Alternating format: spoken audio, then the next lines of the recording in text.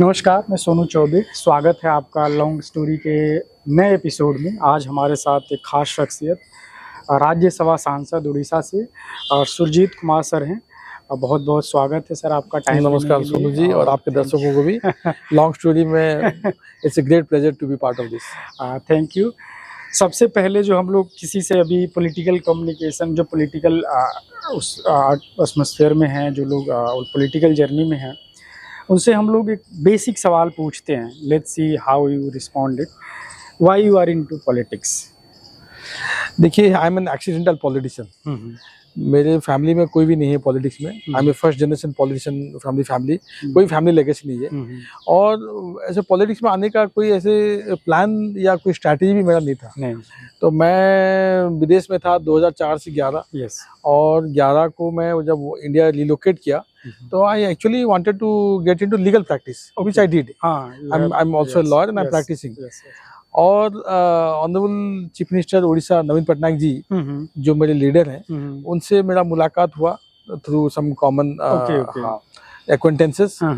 और then I started working with him and I guess he liked my work.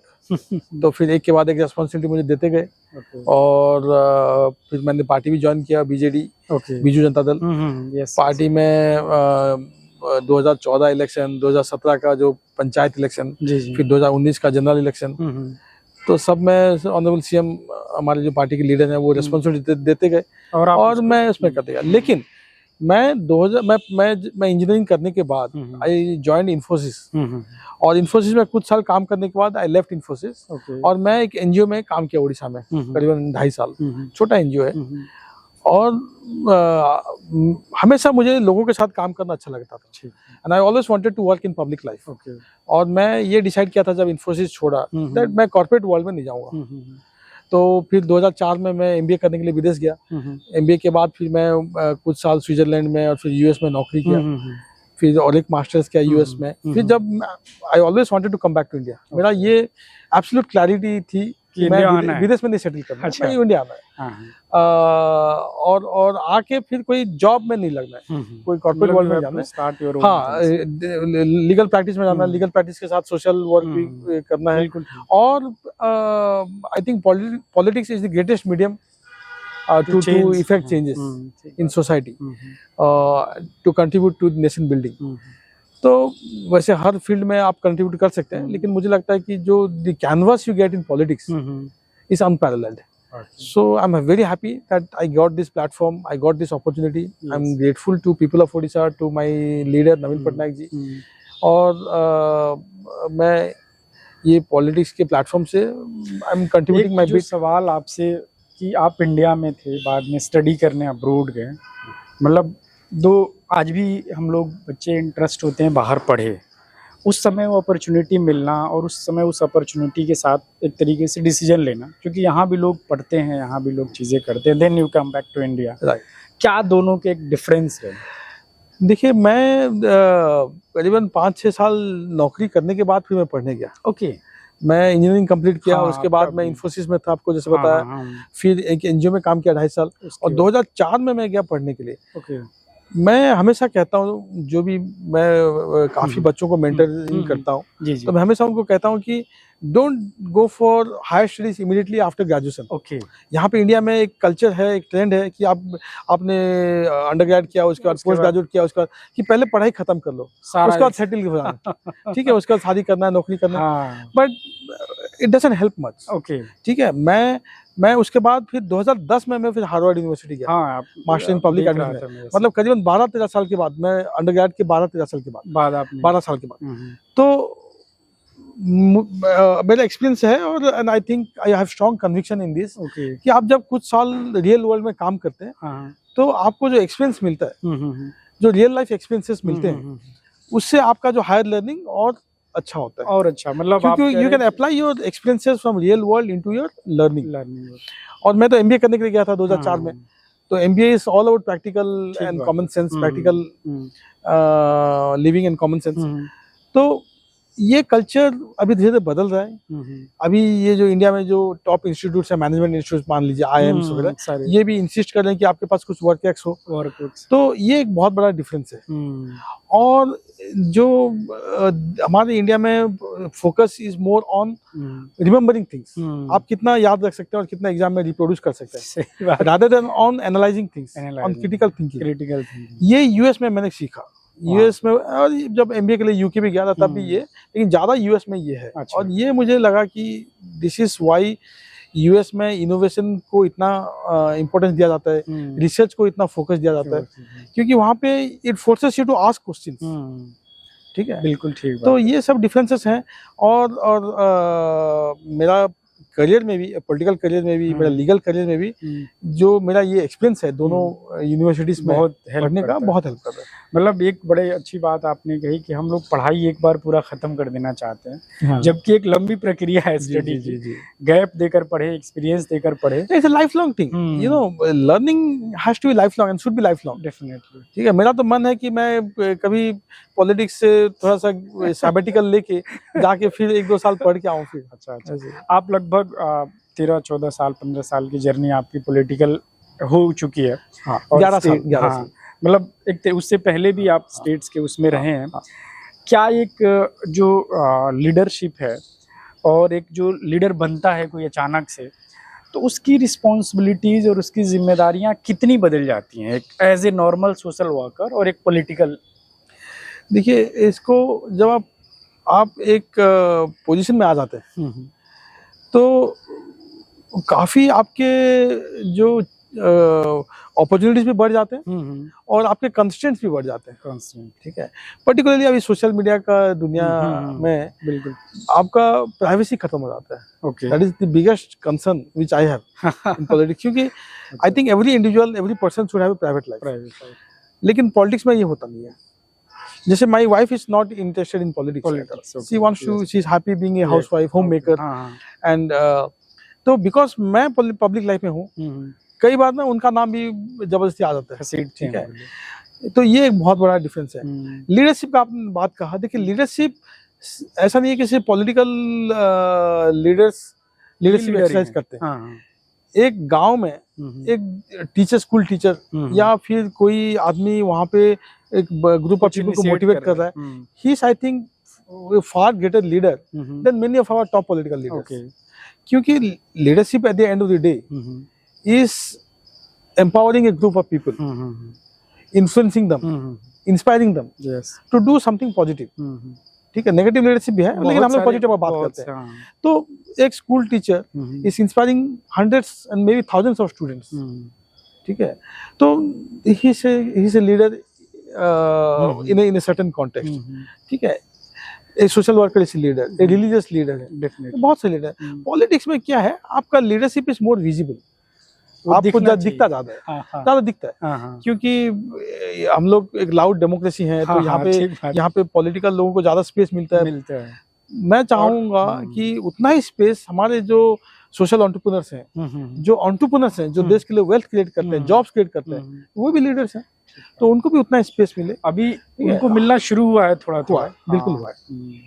अभी जो है बहुत सारे एंटरप्रेन्योर्स हैं, चाहे जो चेंज मेकर्स हैं, उनको भी लोग सुन रहे हैं। मैं आपको बताऊं सुनो जी, I have the highest regards for teachers and entrepreneurs. Teachers, because teaching is not just a profession which earns livelihood. वो आपको वेतन कर्मचारी नहीं है, वो देश के निर्माता है। ठीक है, एक क्लर्क में और एक मतलब कोई भी ऑफिसर में या टीचर में डिफरेंस ये है कि टीचर सिर्फ पैसा कमाने के लिए अपना काम नहीं करता है, वो देश का भविष्य बनाता है। बाकी सब लोग अपना रोटी रोजी के लिए काम करते हैं। और एक entrepreneur creates wealth for the country, creates jobs for our youth. तो इन दोनों के लिए मुझे सबसे हाईएस्ट रेस्पेक्ट है। क्या आपको ये लगता है, आप एंटरप्रेन्योरशिप की बात करें, we are in the same journey, और मुझे लगता है कि हम लोग भी देख रहे हैं आसपास अपने बहुत सारे लोगों से जब कम्युनिकेशन होता है, तो इंडियन कॉन्टेक्स्ट में अभी हम लोग स्लो हैं और लेट हैं एंटरप्रेन्योरशिप और इन सब चीज़ों पे, या फिर we are on like making good things और you are on the time? We are a late starter, लेकिन we have picked up really well. Okay, यहाँ पे आपको आप देखिए, I am 47, soon going to 48। Okay. तो हमारे जनरेशन और हमारे पहले वाले जनरेशन या हमारे पहले के 2 जनरेशन, हम लोग जॉब्स के ऊपर काफी ज्यादा बहुत ज्यादा, खासकर वो रीजन वो मिडिल क्लास फैमिलीज में आपको, मिडिल क्लास फैमिली, बिल्कुल बिल्कुल, मिडिल क्लास फैमिली में आपको पढ़ाई लिखाई करना है, उसके बाद कोई अच्छा नौकरी करना है। इनफैक्ट मैंने जब 11-12 पहले सरकारी ढूंढना है। आप मैं कह रहा हूँ, मैं कालाहांडी से आता हूँ जी जी। और मेरे को इंजीनियरिंग और मेडिकल के अलावा कोई तीसरा करियर नहीं पता था नहीं, जब मैं 11-12 में था, जबकि इतना बड़ा दुनिया में इतने सारे ऑप्शंस हैं। तो अभी ये हमारे मैं देख रहा हूँ, मेरे बेटे का देख रहा हूँ मैं, 15-16 साल का है वो। तो ये जनरेशन जो अभी, और दोस्त in their 20s and 30s, ये लोग अभी they are very very keen on entrepreneurship. ये लोग कुछ करना चाहते हैं, you know, and society has also become more receptive. बिल्कुल ठीक है।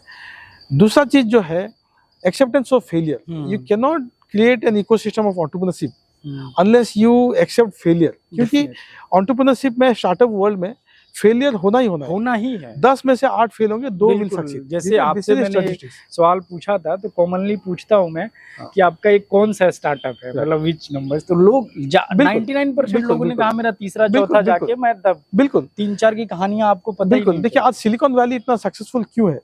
Silicon valley in the US is the global hub of technology, of innovation, of entrepreneurship, of startups, only because of, or largely because of this, the acceptance of failure. Not only acceptance but celebration of failure. आपको अगर कोई आप funding के लिए जाएंगे कोई VC के पास, वो पूछेगा पहले कि आपने कितना स्टार्टअप आपका अर्न कर रहा है, आप नहीं, आप कितने स्टार्टअप आपका हो चुका है, कितने में आप फेल हो चुके हैं। आपने कहा कि मैंने कोई फेलियर मेरा नहीं हुआ है, यही मेरा पहला स्टार्टअप है, तो they will probably not fund you, क्योंकि वो कहेंगे कि आपने कुछ सीखा नहीं है। जब तक आप you don't fail, you and in fact that is celebrated. मैं रहा हूँ, मैं जाता था, अभी पिछले महीने गया था मैं, तो that culture we need to create in India. ठीक है। Acceptance of failure, acceptance for और respect for our wealth creators. बिल्कुल ठीक। यहाँ पे अरे वो बिजनेसमैन है, जैसे कोई क्राइम हो गया बिजनेस करना, बिल्कुल ठीक बात है, मतलब डेरोगेटरी सेंस में यूज होता है, अरे वो तो व्यापारी है, जैसे व्यापारी करना कोई गलती हो गया, कोई गलत काम। और इसी चीज की वजह से कुछ हिस्से जो है इस देश के पीछे रहे, मुझे लगता है। बिल्कुल बिल्कुल। लेकिन ये I must compliment this government कि इन्होंने जो बूस्ट दिया है, मिनिमम गवर्नमेंट मैक्सिमम गवर्नेंस का बात कहा था, ये बहुत हद तक उस पे अभी ये काम चल रहा है। अभी जैसे अननेसेसरी हमारे जो लीगल कंप्लायंसेस है उसको कम किया जा रहा है। ठीक है। Unnecessary harassment of entrepreneurs, businessman को कम किया जा रहा है। तो दिस इज हाउ यू, और एक सपोर्टिव माहौल जो आप कहना चाह रहे हैं वो लग रहा है कि बन रहा है। बिकॉज तभी मैंने ये सवाल पूछा कि थोड़ा हुए तो स्टार्ट है पूरा प्रोसेस, तभी हम लोग कन्वर्सेशन कर रहे होते हैं। चाहे छोटे स्टार्टअप है, वो 2 करोड़ के भी अभी कुछ इन्वेस्टमेंट पे भी हैं, they are like very happy and they are creating jobs for the 10th and 12th of people. Absolutely. आपको बता दूं मैं सुनो जी कि मैं खुद भी कई सारे स्टार्टअप्स में इन्वेस्ट किया हूँ, अराउंड 10, आप बात करेंगे उस पे। हाँ, मैं 10-12 स्टार्टअप्स में इन्वेस्ट किया हूँ मैं, तो I not huge sum of money, but मैं जब भी कोई मेरे पास अच्छा आइडिया होता है और मेरे पास पैसा होता है, तो I support them, not only with my knowledge और experience, but also I walk the talk, definitely, and I ये बहुत अप्रिशिएटिंग मैं सुन रहा हूँ, क्योंकि कोई एक एमपी इस देश का एक तरीके से, और इस पे बड़ा ज़्यादा और फोकस है, और चूंकि आपकी, मुझे लगता है कि वो लर्निंग में आपने उस चीज़ को सीखा भी है। बिल्कुल। कई लोगों की जर्नी वैसी नहीं है, पॉलिटिकल लोगों की, और मुझे लगता है कि आप जैसे और लोगों की भी जो है इसमें इन्वॉल्व होना पड़ेगा, because they give the sense of acceptance to the people. Actually एक मैं पूरे उड़ीसा के आइडिया पे बात करता हूँ कि उड़ीसा एक इस देश का एक ऐसा राज्य है जो कि कोस्टल और एक उसका एक अपना ट्राइबल रेंज दो वो रहा है। yes. उसकी पॉलिटिक्स वहाँ से देखी जाती है। आप उस राज्य को कैसे डिफाइन करते हैं जो बाकी इस देश के लोग सुने समझे? देखिए उड़ीसा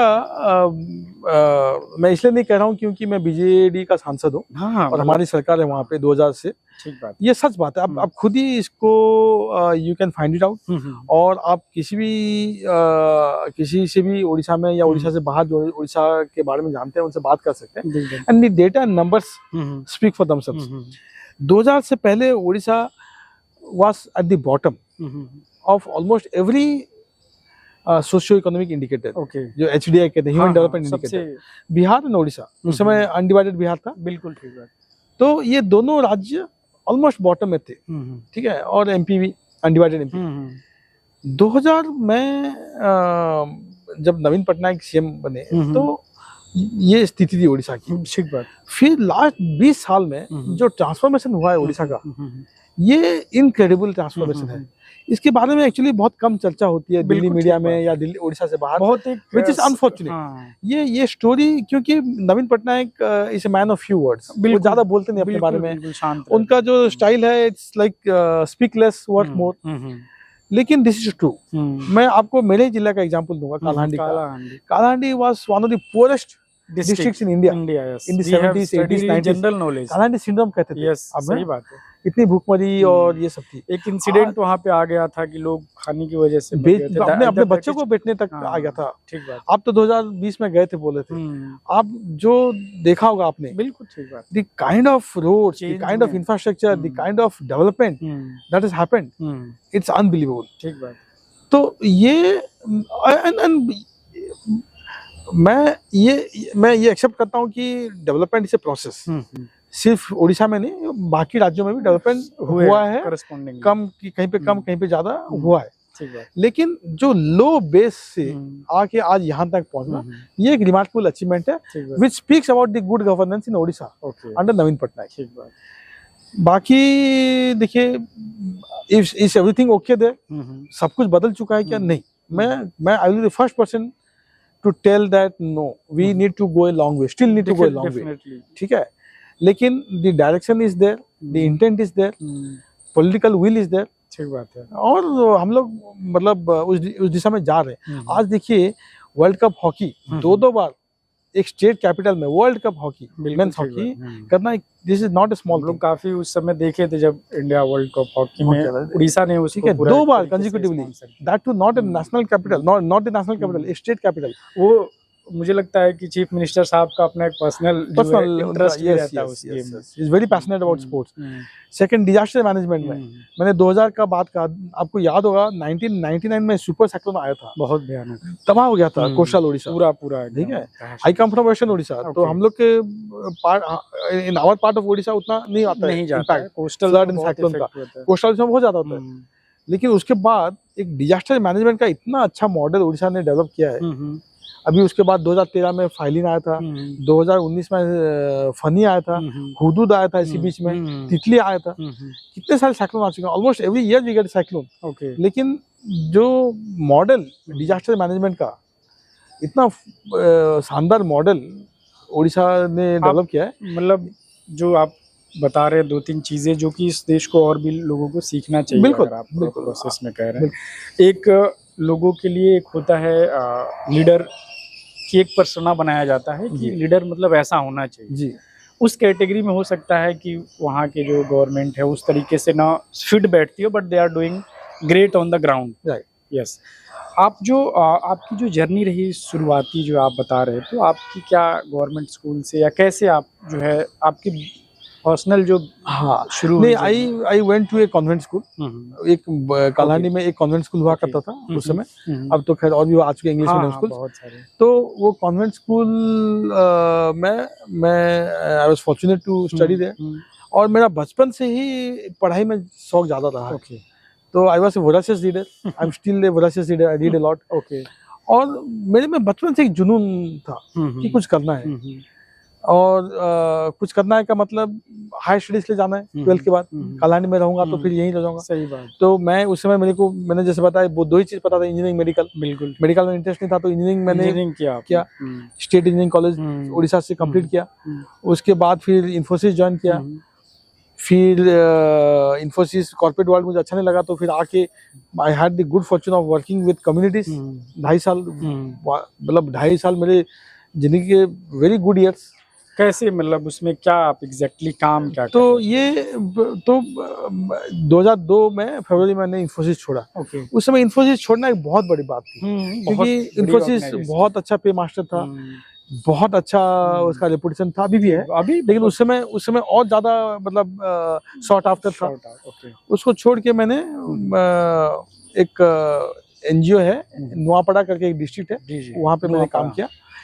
तो वहाँ पे यूएनडीपी के सपोर्ट से, UNDP United Nation Development Programme, जी जी यूएन का एक एजेंसी है, हाँ हाँ वो community rain water harvesting structure, community Okay. Based RWH, CBRWH hmm. का एक प्रोजेक्ट इंप्लीमेंट कर रहा था। ओके और वहाँ पे आईटी फॉर डेवलपमेंट वो प्रोजेक्ट का एक कंपोनेंट था। तो मैं जब मैं छोड़ा Infosys, and I was clear that मैं लोगों के साथ काम करूंगा। ओके ठीक है, तो उस समय I just got to know about this project. ठीक बात I went to the UNDP office में गया, वहाँ पे मैं बोला कि मैं यहाँ काम करना काम चाहता हूँ। करना चाहता और उनको लगा कि कोई इन्फोसिस आया है अच्छा तो ये आईटी में ये होगा, लेकिन Right. जो इन्फोसिस का आईटी काम और इसमें अलग नॉट मतलब कोई Connection ओवरलैप नहीं था। हाँ हाँ क्योंकि यहाँ पे बेसिकली आपको जाके गांव में रहना है, लोगों के साथ बिल्कुल रहना है। ठीक बात है। और आईटी फॉर डेवलपमेंट तो एक छोटा सा कंपोनेंट था। तो basically all of us ended up, जो भी थे ये प्रोजेक्ट में काम करते थे डिफरेंट कंपोनेंट्स में, सब लोग सब कुछ करने लगे। अच्छा और it was a great success also. तो इसमें मैंने बहुत कुछ सीखा। उस समय मेरे मन में पॉलिटिक्स के लिए थोड़ा सा क्यूरियोसिटी आया। मैं रोज almost on daily basis I used to interact with sarpanches, सही बात है। जो पंचायत समिति Local members, leader, local MLAs. हाँ, तो मुझे लगा कि वी कैन डू बेटर। ठीक बात। ठीक है, मतलब आपको ये लगता है कि गवर्नमेंट अगर चाहे तो चीजें और तेजी से बढ़ और हम लोग, मुझे लगा कि हम लोग जो कर रहे हैं ये बहुत छोटे स्केल पे कर रहे हैं, and we are actually scratching the surface. मतलब लेकिन अगर पॉलिसीज ठीक हो, अगर पॉलिटिकल लीडरशिप ठीक हो, तो जो एक तो बहुत बड़ा उसका स्केल होगा जो इम्पैक्ट का। दूसरा, बहुत सारे जो फंडामेंटल हमारे इश्यूज हैं देश में वो ठीक हो जाएगा। तो तब से मेरे मन में एक पॉलिटिक्स, उससे पहले मेरा पॉलिटिक्स के साथ कोई लेना देना नहीं था, मैं जानता भी नहीं था ज्यादा।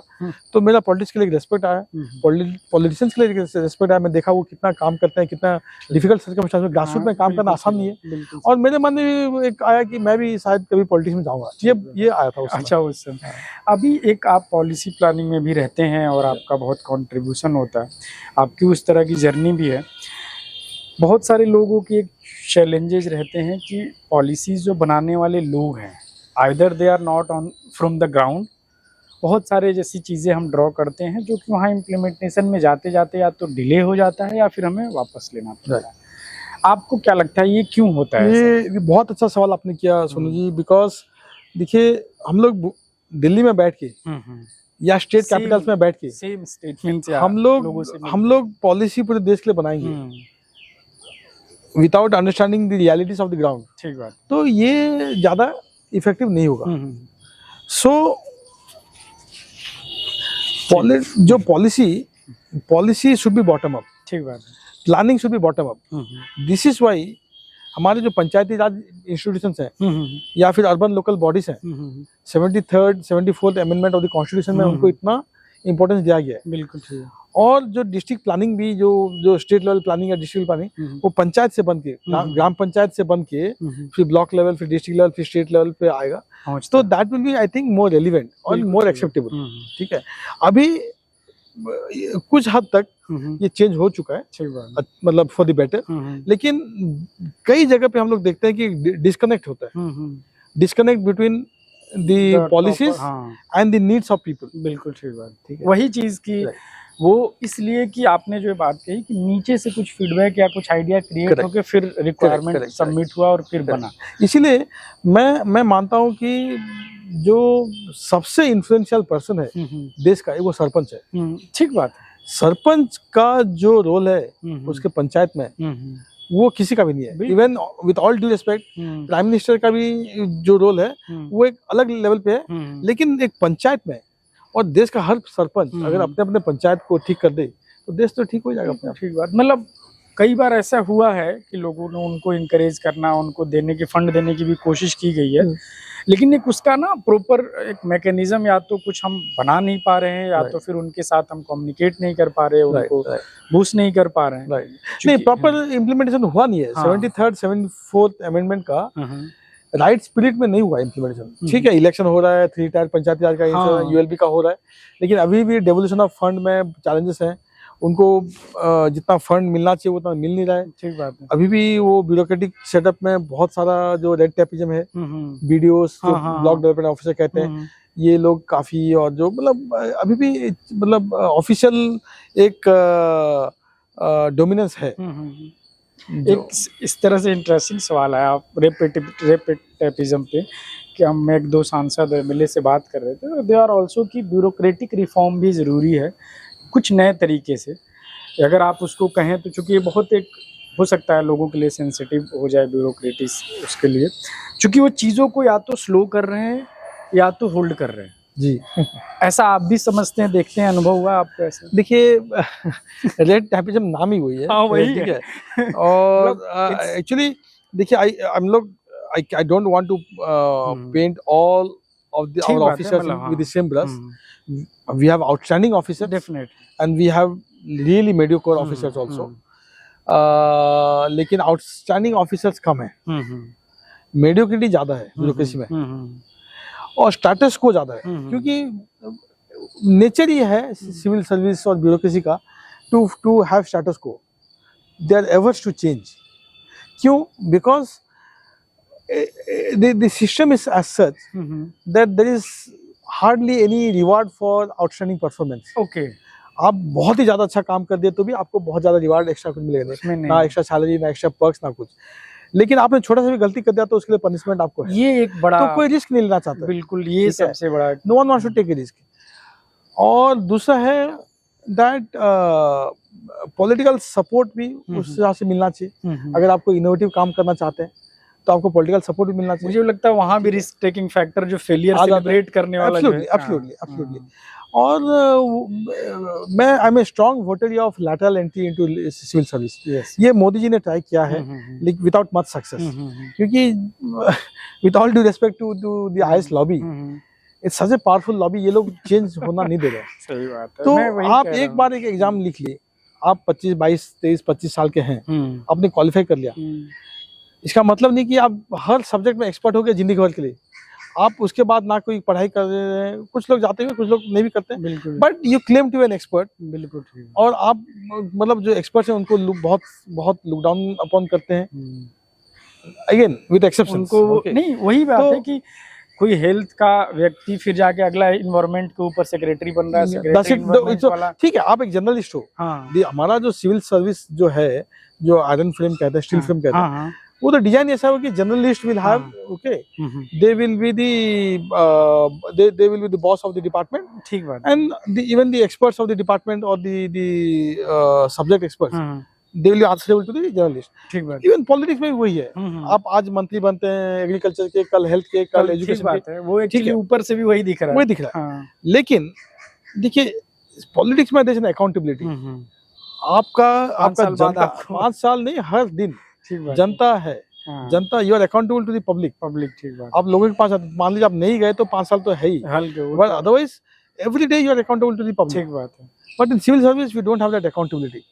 सो दिस इज व्हाई मेरा मानना है कि हर 10 साल में एक एग्जाम करना चाहिए, and we should weed out the non competent officers. Okay, new blood should be brought in, private sector से लेके आइए, मीडिया से लेके आइए, ठीक बात, ठीक है, हर सोशल सेक्टर से लेके आइए।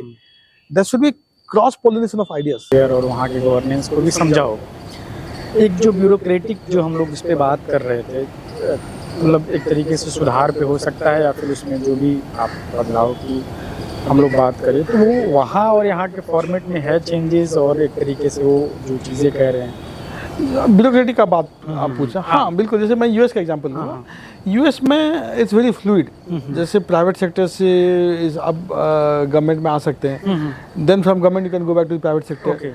तो उससे क्या होता है, जो क्रॉस पोलिनेशन का ऑफ आइडियाज़ का जो मैंने बात किया, वो बहुत इफेक्टिव होता है गवर्नेंस के लिए, और वो एनकरेज भी किया जाता है। ठीक है, लेकिन यहाँ पे जैसे मैंने कहा, आप एक सेट एग्जाम है, वो एग्जाम में आप पास हो गए, फिर आप जिंदगी भर के लिए उसी सर्विस में रहे, ठीक है। प्राइवेट सेक्टर से यहाँ पे आना वर्चुअली इम्पॉसिबल है, बिल्कुल, ठीक है, या फिर यहाँ से गवर्नमेंट से भी प्राइवेट सेक्टर में बहुत कम लोग जाते हैं। आई थिंक ये encourage, this should be encourage. और उनको एक तरीके से नॉन कॉम्पिटेंस के तौर पे देखा जाता है। अगर प्राइवेट सेक्टर से लेटरल एंट्री के जो जा रहे हैं, उनको एक तरीके से उसी तरीके से स्पेस नहीं जो क्रिएट करने की बात है, उनको एक्नॉलेज नहीं करने की बात। बिल्कुल बिल्कुल, ये लेकिन प्राइम मिनिस्टर ने स्टार्ट किया था at the level of joint secretary. अब पता नहीं इसका क्या नतीजा हुआ है। I don't think it has been a great success. अभी बहुत सारे आते रहते हैं, अभी भी हर डिपार्टमेंट और मिनिस्ट्रीज में निकलती है, right, but they are trying to make it because it's a demand of time, मुझे लगता है। No consultants and you know वो लेवल पे आते हैं, वो लेवल पे बहुत अभी डिपार्टमेंट्स में ले रहे हैं experts and from the private sector. लेकिन एक पॉलिसी लेवल पे eight the level of joint secretary, eight the level of additional secretary, ये अभी इतना हुआ नहीं है। जॉइंट सेक्रेटरी के लेवल पे जो स्टार्ट हुआ था, I don't know what the success of that has been. आप जब एक तरीके से पढ़ने का जो है पूरा एक सिलसिला होता है, जब आप जहाँ से पढ़े अपने डिस्ट्रिक्ट में, फिर उसके बाद आपने इंजीनियरिंग की, फिर बाहर गए, एक ओवरऑल जर्नी जो स्टडी का एक सर्कल बनता है, और एक बच्चा जो आज के टाइम पे कालाहांडी से ग्रेजुएशन कर रहा है सपोज, उन दोनों में तो एक डिफरेंस है। बिल्कुल, उस डिफरेंस से कितना इम्पैक्ट आपको लगता है कि हमारे आने वाले जो समाज में पड़ता रहेगा और जो डेवलपमेंट है वो एक तरीके से प्रभावित होगा? देखिए, जो कालाहांडी या फिर जो रूरल एरियाज के जो बच्चे हैं, ठीक है, definitely they are at a disadvantage, relative disadvantage, ठीक है। लेकिन आज इंटरनेट का ज़माना है, ठीक है। I always say that with one mobile phone that is the biggest equaliser. बिल्कुल, कोई बच्चा भुवनेश्वर में पढ़ रहा है, कोई बच्चा बॉम्बे या फिर दिल्ली में पढ़ रहा है, या कोई बच्चा न्यूयॉर्क में पढ़ रहा है, या फिर कालाहांडी में पढ़ रहा है। ठीक बात। अगर if you are able to utilise this device properly, there is not much of difference. Same access है, आपके पास दुनिया का सारा इन्फॉर्मेशन है आपके पास, ठीक है। हम जब पढ़ते थे तो हमको लाइब्रेरी, कोई डिसेंट लाइब्रेरी भी नहीं थी वहाँ पे। बुक्स मंगाना पड़ता था कलकत्ता से, रायपुर से, दिल्ली से, ठीक है। We have to wait for months to get the books. Newspaper एक दिन के बाद मिलता था, लेकिन वो आज नहीं है, ठीक है। तो इफ़ एनीथिंग मैं कहूँगा कि हमारे टाइम पे जो था डिसएडवांटेज, अब वो नहीं है। सो ये कहना कि मैं कालाहांडी से हूँ, या फिर मैं विदर्भा से हूँ, या फिर मैं बुंदेलखंड से हूँ, या कहीं और से हूँ, अरुणाचल से हूँ, इसलिए मैं I didn't succeed in life, I think that is not acceptable. मतलब अब अपॉर्चुनिटी लगता है कि बहुत सारे मीडियम के थ्रू आपके पास हैं, right, you can get the access of. In fact rather I think because they have lesser distractions, they are outshining. सही बात। आप देखिए आज के डेट में रूरल इंडिया से और सेमी अर्बन इंडिया से ज़्यादा अच्छे कर रहे हैं बच्चे। ठीक बात। मतलब एक तरीके से क्योंकि देखने को था कि सब लोग शहर में ही आ जा रहे थे, राइट, दिल्ली में आ जाना, बॉम्बे चले जाना, कोलकाता चले जाना, जहाँ पे एक बड़ा गैदरिंग क्राउड इकट्ठा हो गया यूनिवर्सिटी और कैंपस में। एक जो सवाल है, मतलब आपसे पार्टी और इन सब से रिलेटेड, कि एक नई लीडरशिप का आना पॉलिटिक्स में, जो यंग लीडरशिप है, क्या उसके लिए प्रोसेस अभी भी बचा है, या फिर एक तरीके से पॉलिटिकल सिस्टम इस तरह से डिज़ाइन हो गया है या बन गया है कि जो पावरफुल लोग हैं या फिर जिनके पास एक अपना वेल्थ कैपेसिटी है वही इंटर कर पाएंगे? Right, right. देखिए, मैं तो यही मानता हूँ हमेशा कि ज़्यादा से ज़्यादा युवाओं को पॉलिटिक्स में आना चाहिए। I am a great advocate of having more young people in politics. Why? Because we are a youthful nation. 2/3 of our population is under 35. 25 साल से कम हमारा आधा पॉपुलेशन है। एक जो मैं समझना चाह रहा था कि आपकी पार्टी हो या इस देश की कई सारी पॉलिटिकल पार्टी हैं, एक समय दर एक उनका इकोसिस्टम बन जाता है कि जिस प्रोसेस से पॉलिटिकल लोग ट्रेंड होते हैं और आते हैं, एक तरीके से वो डाइल्यूट हुआ है पहले से। बहुत सारे लोग एक्टिविज़म के थ्रू और एक तरीके से अपने प्रोसेस से निकल के आते थे जिनका एक कनेक्शन होता है, लेकिन आज एक पॉलिटिक्स में एंटर करना एक बहुत टफ प्रोसेस हो गया है। आप भी मुझे लगता है कि देख रहे होंगे प्रोसेस को और उसको एनालाइज कर रहे हो। आप इस प्रोसेस को क्या चाहते हैं, कैसा हो, अभी क्या सिचुएशन है और क्या होना चाहिए? ये बिल्कुल सही कहा आपने। पॉलिटिक्स में barrier to entry is very high, बहुत ज़्यादा है। मतलब आपका फैमिली लेगेसी ना हो, या कोई फेमस सरनेम ना हो, या फिर फैमिली बैकग्राउंड ना हो, तो पॉलिटिक्स में एंट्री करना और सक्सीड करना बहुत डिफिकल्ट है। उस सेंस में मैं अपने आप को बहुत फॉर्चुनेट मानता हूँ, और इसलिए मैं आई थैंक माय लीडर इतने कम साल में मुझे उन्होंने पार्लियामेंट भेजा। और ये दुर्भाग्यपूर्ण है, ये बदलना चाहिए। ये तभी बदलेगा जब मोर यूथ कम इनटू पॉलिटिक्स। ठीक है, आज हम लोग देख रहे हैं डिस्कनेक्ट है, youths are not very interested in politics, क्योंकि वो देखते हैं कि यार इसमें तो मतलब इम्पॉसिबल टाइप का है। और हमारा देश is youthful, country is youthful. बिल्कुल ठीक है, जैसे मैंने कहा 1/3 of our population, sorry 2/3 of our population is below 35। बिल्कुल ठीक बात, ठीक है। तो 65 से 70% हमारा जनसंख्या 35 से कम है। और हमारे लीडर्स अगर बूढ़े होंगे तो वो जो यूथफुल जो मेंटालिटी है, एटीट्यूड है, थिंकिंग है, उसके साथ कनेक्ट नहीं बन पाएगी। बिल्कुल ठीक बात है। यूथ के जो एस्पिरेशन है उसको वो रिफ्लेक्ट नहीं कर। तो इसीलिए ज्यादा यूथ को आना चाहिए। और अभी हर पार्टी में, सिर्फ हमारी पार्टी में नहीं, स्कोप भी है और अपॉर्चुनिटी और स्पेस भी दिया जा रहा है टू अट्रैक्ट मोर यूथ। देखिए आज the median age of the parliament also is decreasing. ठीक है, तो मैं तो आपके माध्यम से मोटिवेट करूंगा सारे यूथ को। It's a difficult profession, no doubt, it's a very very difficult terrain, but it's an exciting profession. और अगर आपको कुछ देश के लिए करना है, लोगों के लिए जुड़े रहने का अगर आपका पैशन है तो प्लीज कम इनटू पॉलिटिक्स। आपके कभी ऐसा प्रोसेस इनकाउंटर हुआ जहाँ पे आप कभी यूथ से इंटरेक्ट कर रहे हो या फिर मिल रहे हो, जहाँ पे आपको ये मौका मिला? बहुत ज्यादा। मैंने कहा आपको, एक तो स्टार्टअप का बात कहा, तो मोस्ट जो एंटरप्रेन्योर्स हैं दे आर यूथ। तो उनके साथ मैं रेगुलरली इंटरेक्ट करता रहता हूँ। मैं खुद भी इन्वेस्टर हूँ, मेंटर हूँ। ठीक बात। दूसरा मेरा एक पैशन है पढ़ाना। तो मैं एडजंक्ट फैकल्टी भी हूँ कई सारी यूनिवर्सिटी में पढ़ाने जाता हूँ, देश में और देश के बाहर भी। अच्छा, तो क्यों मैं करता हूँ? Not because of money, but I do it because it keeps me young at heart. Definitely, you will get the new perspective from that. Yes. I really enjoy being with younger people. Yes. Really enjoy. और in fact मैं बहुत सारे interns मेरे office में भी हैं। ठीक है। तो they are all in the early mid 20s। तो उनके साथ इंटरेक्ट करके भी मैं बहुत कुछ सीखता हूँ, उनको मोटिवेट करता हूँ मैं। तो जो यूनिवर्सिटीज में भी मैं जाता हूँ टॉक देने के लिए या पढ़ाने के लिए, तो मैं यही कहता हूँ that you know this is the best time to be an Indian और best time to be in India. ठीक बात, ठीक है। इतना अपॉर्चुनिटीज है इन एवरी सेक्टर, तो make the most of it, make the most of the youthful opportunity that you have. आप जो है किस तरह के स्टार्टअप्स और इन सब के थॉट्स पे ज्यादा रखते हैं आइडिया, मतलब मेंटरशिप अगर आप देते हैं प्रोसेस पे? मैं सेक्टर एग्नोस्टिक हूँ, ऐसा कोई स्पेसिफिक सेक्टर नहीं है। अच्छा, जहाँ पे अच्छा आइडिया मिल गया, मतलब I can give you example. I have invested in A health device startup, in an agri startup. I've invested in a ride sharing app, in a logistics software startup. तो e-commerce startup में invest किया हूँ। ऐसा नहीं है कि हर startup में जिसमें इन्वेस्ट किया हूँ that is doing well, कुछ में पैसे डूब भी गए। उड़ीसा का जो है, उड़ीसा के बाहर भी कई सारे स्टार्टअप उड़ीसा के बाहर के भी है। उड़ीसा का क्या अभी रुख है स्टार्टअप को लेकर? उड़ीसा अभी देखिए भुवनेश्वर एक इमर्ज कर रहा है स्टार्टअप डेस्टिनेशन के हिसाब से। मैं नहीं कहूँगा कि बहुत ज्यादा सक्सेसफुल हुआ है, क्योंकि अभी भी बैंगलोर, पुणे, एनसीआर, हैदराबाद, ये 4-5 जो क्लस्टर सेंटर्स हैं वो, हाँ, ये स्टार्टअप हब्स हैं। तो Bhubaneswar is emerging as a startup hub. हमारा टारगेट है to make it one of the top 3 startup destinations of India. और बिगेस्ट चैलेंज भुवनेश्वर में जो है वो है एक लोकेशनल, छोटा सिटी का जो इमेज है, परसेप्शन है कि वहाँ पे टैलेंट इज मतलब मूव नहीं करेगा कोई बाहर से, और मार्केट साइज स्मॉल है।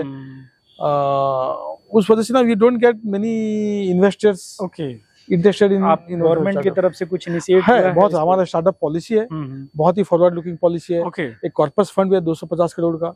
So you have been the part of that policy group? I not directly, but yes, I'm indirectly involved with the startup Odisha ecosystem. Okay, that's fine.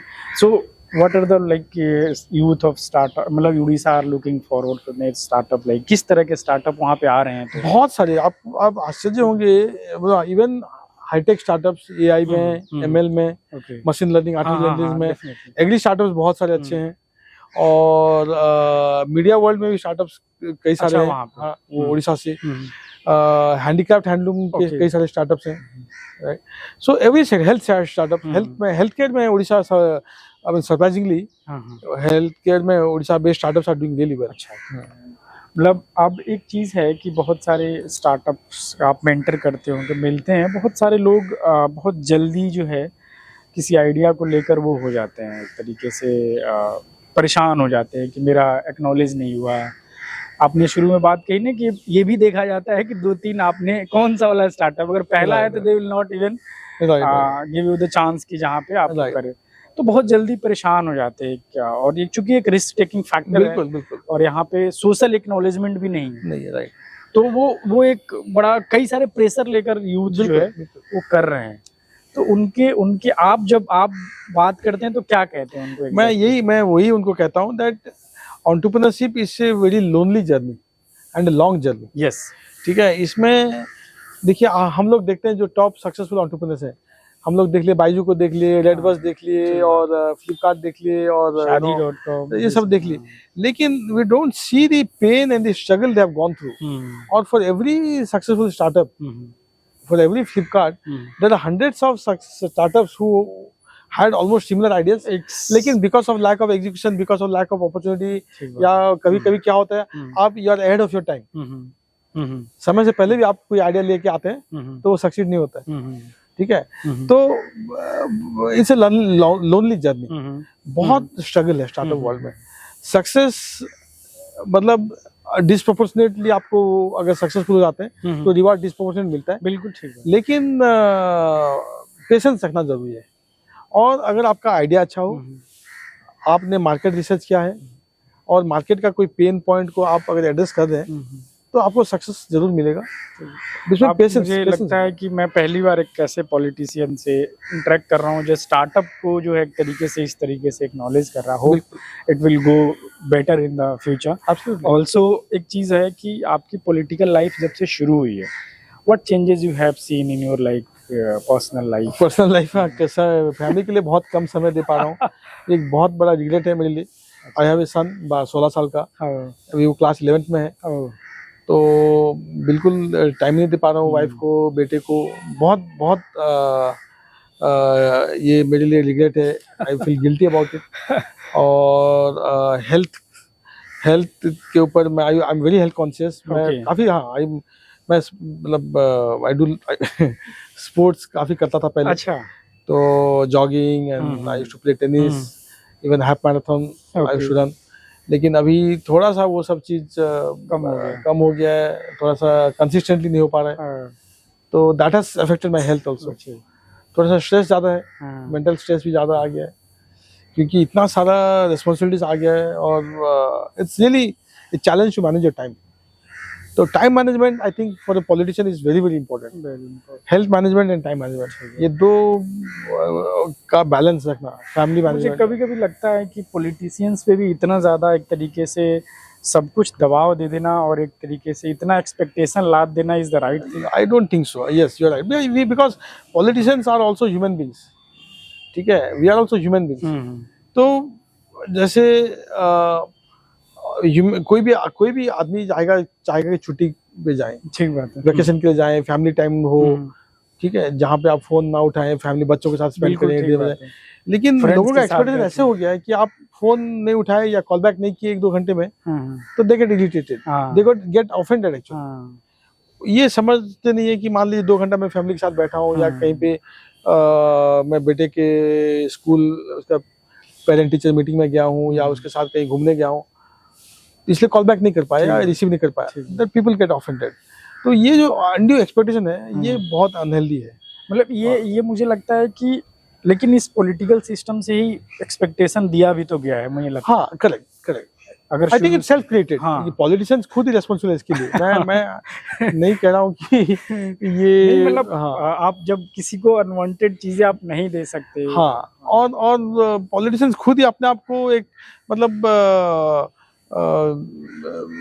Jack of all trade and master of all के हिसाब से पेश करते हैं। हाँ। जैसे माँ दुर्गा के जैसे 10 हाथ है तो पॉलिटिशियन को लगता है कि हमारा 20 हाथ है। हाँ। तो हम लोग सब कुछ कर सकते हैं और इसीलिए लोगों का एक्सपेक्टेशन बढ़ जाता है। It's a mutual thing.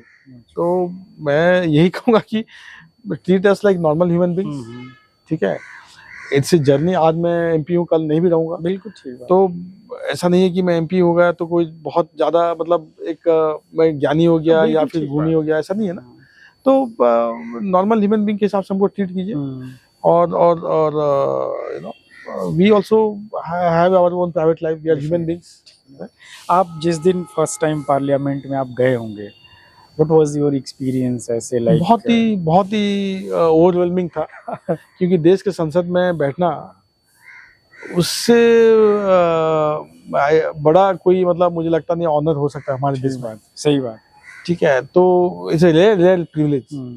इतनी बड़ी देश में 140 करोड़ जनता में सिर्फ 800 एमपीस हैं। तो मतलब खुशी का मैं क्या जिक्र करूं, मतलब I was extremely dilated, humbled actually. हाँ, एक्सपीरियंस की humbling बात experience। कर रहा हूँ क्योंकि वहाँ पे बहुत सारे सीनियर लोग बैठे हैं, राइट। तमाम चीजें उनके सामने अपनी बिल्कुल बातें बिल्कुल, रखना एक बिल्कुल। अपने लिए भी एक जर्नी होती है। बिल्कुल। देखिए मतलब राज्यसभा में जहाँ पे स्टॉलवर्ड्स हैं, हाँ। इवन लोकसभा में भी, ठीक है। अब उसी सदन का मैं सदस्य हूँ। अभी भी वहाँ पे डॉक्टर मनमोहन सिंह बिल्कुल और ठीक बात। देवेगौड़ा, पीयूष गोयल और जो सीनियर बिल्कुल सही लीडर्स बात। वहाँ पे मेंबर्स हैं, जयराम रमेश जी और मल्लिकार्जुन खड़गे जी, पी चिदम्बरम, ये सब। तो इनको देख के हम लोग बड़े हुए हैं, इनका स्पीच सुन के हम लोग बड़े हुए हैं। तब उनको जब देखते हैं, बगल में मेरे साइड में महेश जेठमलानी जी बैठते हैं, अच्छा। मेरे सामने पीटी उषा बैठती हैं। ओके। तो PT Usha is like you know legend of this हम लोगों के लिए वो है। ठीक है। हाँ, तो उनको शायद मैं कभी मिल भी नहीं पाता। ठीक है। अब वो मेरे सामने बैठते हैं, मैं उनके पीछे बैठता हूँ सदन में। तो दिस इज मेरे सामने लेफ्ट में पीटी उषा बैठते हैं, सामने राइट में जस्टिस गोगोई बैठते हैं। अच्छा। फॉर्मर। तो मैं जस्ट उनके पीछे बैठा। तो you are also a liar, आपने हाँ, इंटरेक्ट नहीं किया। ना मैं ज्यादा इंटरेक्शन नहीं हुआ है, फॉर्मल इंटरेक्शन हाँ, बस। बस। तो it's a rare opportunity, rare privilege. आप जो है एक अभी सवाल ये है बेसिकली, इस देश में जब से मतलब हम इंडिपेंडेंस के बाद there is establishment try to be the अलग अलग आइडियोलॉजी की एस्टेब्लिशमेंट होती रही है, सब अपनी अपनी लेकर रंग के झंडे अपने अपने तरीके से इस देश को बताने की कोशिश करते हैं कि we are the right, we are the right, we are the right. ये आपके हिसाब से क्या है, मतलब आइडियोलॉजिकल एक लाइन बनाना? और देखिए इसमें कोई गलत नहीं है, मतलब हाँ, एक डेमोक्रेसी में different ideologies, different formations are always welcome. ठीक है। मैं बस यही कहूंगा that no extreme is correct. ठीक, एक्सट्रीम लेफ्ट हो, एक्सट्रीम राइट हो, देश के हित में I don't think any party wants to work against the country. ठीक बात है, कोई नहीं करता। लेकिन क्या होता है कभी कभी पॉलिटिकल कंपल्सन्स की वजह से nation of the interest gets sacrificed. Okay, do you think it होता है? तो ये नहीं होना चाहिए, चाहे कोई भी फॉर्मेशन हो, कोई भी आइडियोलॉजी हो। और डेमोक्रेसी में public is the ultimate God. तो वो जिस सरकार को भी, और ऑपोजिशन इतनी स्ट्रांग ऑपोजिशन भी होनी चाहिए, that is good for the democracy. लेकिन when it comes to the interest of the country, we should speak in one voice. हमारे अलग विचार हो सकते हैं, होना भी चाहिए, और लेकिन देश सबका है, हर धर्म का है, हर जाति का है, हर भाषा का है, हर प्रांत का है। तो unity in diversity is our strength. ठीक है। एक कितनी इंडिया जैसी कंट्री को आप मतलब by celebrating its diversity you can keep it united. Okay. तो इसको we should not sacrifice at any cost, otherwise India will not survive as a nation. ठीक है। यहाँ पे इतने languages and culture and identities हैं, तो you have to respect all of these cultures and identities, religions, castes, languages, जो भी, and then you have to build a united India. सही बात। एज ए पार्टी बीजेडी एक तरीके से long governance दे चुकी है उड़ीसा में, तो how do you see the next like decade for the party and for your leadership? What do you want to achieve like further? Because sometime as a honestly आपसे बात कर रहे हैं as a youth, हम कभी कहते हैं कि यार 20 साल तो, या किसी के लिए भी, चाहे कहीं भी किसी भी राज्य में सरकार हो, कि एक बहुत इनफ टाइम होता है। और यू हैव सेड कि आपने एक ग्राफ रेज किया हुआ, अब क्या आप करना चाहते हैं? देखिए जिसके अभी लिए- पहला जो फर्स्ट 2 डेकेड्स वो बेसिक जो हमारा लेवल था सस्टेनेंस उसको ठीक करना था, to ensure that there is a road in every village, to ensure that there is drinking water, to ensure that everyone has food on her plate, definitely खाने का। तो ये बेसिक मेडिकल फैसिलिटीज हो। अभी जो है वो एस्पिरेशनल है। अभी we are focusing more on getting investment into the state, creating more jobs for the youth, making Odisha an industrialized state from an agrarian economy to an industrial economy. ठीक है, giving high quality skill education, ठीक है, building brand Odisha. तो अभी aspirational हो गया। ठीक है, तो from sustenance to I mean उसके बाद आपने एस्पिरेशनल, तो आप उसके ऊपर जर्नी उसके ऊपर। और आई एम वेरी ऑप्टिमिस्टिक। मैंने कहा देखिए development is not a 1 year journey, it's a long journey and it's a continuous process. बिल्कुल। And I am very optimistic about Odisha's future and also India's future. Orissa मतलब मैं गया था घूमने, बहुत खूबसूरत उसका एक जंगल वाला जो हिस्सा है, जिधर से नौरंगपुरा कोरापुट से जब आप आते हैं इधर कालाहांडी की तरफ, एक पूरा जंगल का रास्ता है, बहुत खूबसूरत, बहुत प्यारा जर्नी था। एक जो आखिरी सवाल आपसे समझना चाहते हैं, being a politician of this country, what do you want to say to the youth और might be the coming generation? Right. This is my message I've already given, that you are really fortunate to be born in India at this point of time, to be a youth at this point of time. There was never a better time to be in India. क्योंकि next 25-30 years जो है, I strongly believe it belongs to India.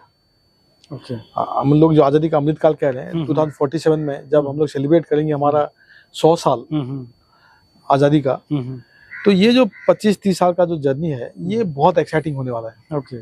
तो इसमें youth will play the key role Okay. और entrepreneurs will play the key role. Play the key. ठीक है, तो make most of this opportunity, don't waste your life, don't waste time, don't do drugs, alcohol and all these kind of things, and make the most of it, Okay. and you will be suitably rewarded, not only in monetary terms, in every sense. Okay. तो I think and give back to society. Okay. मैं हमेशा ये कहता हूँ कि we are fortunate, हम लोग देश के टॉप 5% के लोग हैं। बिल्कुल ठीक है। टॉप है। 2-3 कह सकते हैं। 2-3% हो सकता है। ठीक है। तो जो 95-97% लोग हैं, उनके लिए कुछ उनके लिए करना पड़ेगा आपको देश को। God has been very kind to us, it is our duty to do something and give back to society, give back to our country. This country should be first, nation should be first. So are you satisfied with your new journey right now? I'm very satisfied. Yeah. So will you continue if you get the opportunity? Yes, certainly. Okay, thank you time देने के लिए। Thank you. और thank you आप सभी का। जब भी sir से आपको कनेक्ट होना है सोशल मीडिया प्लेटफॉर्म्स के थ्रू कनेक्ट होते हैं, we will share the email ID of sir office if it is possible It is. Reach out. Yes. किसी भी तरीके के और भी सवाल सुझाव हो सकते हैं, you guys can connect us and thank you for the time. It was a pleasure. Thank you.